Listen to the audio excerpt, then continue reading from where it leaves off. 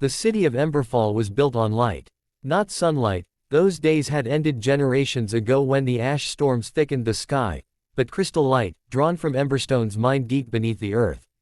The stones glowed with a steady orange warmth, pulsing like a heartbeat, and they powered everything: homes, streets, factories, even the great clock tower that ruled the city's time. Every evening at dusk, when the sky dimmed to a permanent gray, the lamplighters walked the streets, checking the crystal lamps and coaxing them to life. Among them was Alan Rowe, a quiet man with soot-stained gloves and a habit of humming old songs no one remembered anymore. Alan had been a lamplighter since he was 16. He liked the work. It was simple, honest. Each lamp he touched responded gently, as if recognizing him. Some flickered weakly, others burned bright, but all obeyed. Lately, though, too many flickered. The emberstones were failing. Everyone knew it, though few said it aloud. The mines had gone deeper and deeper, and still the stones came up smaller, dimmer, more fragile. Engineers argued in the council hall. Merchants raised prices. Preachers promised miracles. But the light continued to fade. On the night everything changed, Alan was working near the edge of the city, where the streets narrowed and the lamps were older than the council itself. He stopped at lamp 317, one of his favorites, mounted crookedly on a brick wall. It didn't respond. Alan frowned, removed his gloves, and placed his bare hand against the crystal housing. The stone inside was cold. That had never happened before. Then, faintly, he heard something, an echo, not through his ears but through his bones. A whisper of warmth, buried deep. Below. Alan staggered back, heart racing. Lamplighters weren't supposed to feel anything like that. Emberstones were tools, not voices. He should have reported it. Instead, the next morning, he went to the old mine entrance beyond the city gates, the one sealed and abandoned after a collapse decades earlier. A rusted sign warned of death and fines. Alan slipped past it anyway. The tunnels were dark, darker than night, swallowing sound and courage alike. He followed the feeling, that strange pull in his chest, until he reached a cavern untouched by drills or supports.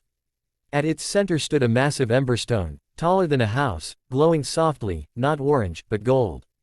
Alan fell to his knees. The light washed over him, warm and alive. And this time, the voice was clear. "We are not dying," it said. "We are being drained." Images flooded his mind. The council siphoning energy, hoarding light to power machines meant not to sustain the city, but to control it. Artificial suns for the wealthy. Private districts glowing while the outer streets went dark. "You can stop this," the stone whispered. "But the cost will be great." Alan understood immediately. The great emberstone wasn't just a power source, it was conscious, ancient, and bound. Freeing it would restore natural light to the world, but destroy Emberfall as it was. The crystal network would fail. The city would go dark. People would panic. Some would die. But the sky, long choked with ash, would begin to clear. Alan returned to the city with shaking hands and a heavier heart. For days, he said nothing. He lit lamps. He watched children play under dimmer lights. He saw old men trip on darkened steps. He heard whispers of districts already losing power entirely. On the seventh night, lamp 317 went out for good. That was when Alan made his choice. He climbed the clock tower under cover of darkness, bypassing guards who never looked at lamplighters twice. At the tower's heart was the core crystal, the largest conduit in the city, fed directly by the mines. Alan placed both hands on it. "I'm sorry," he whispered, not sure to whom. He released the binding. The light exploded outward, not violently, but completely. Every lamp in Emberfall flared once, brilliantly, like 1,000 sunsets at the same time. Then darkness. Screams echoed through the streets. Machines died. The clock tower stopped. But far above, something incredible happened. The ash clouds thinned. Moonlight, real moonlight, fell on the city for the first time in centuries. Days passed. Emberfall changed. Without crystal power, people adapted. Fires were lit. Windows opened. The wealthy districts lost their artificial suns and learned, at last, what the rest had always known. And beyond the broken city, grass began to grow. No one ever saw Alan Rowe again. Some said he died in the tower. Others claimed he became part of the light itself.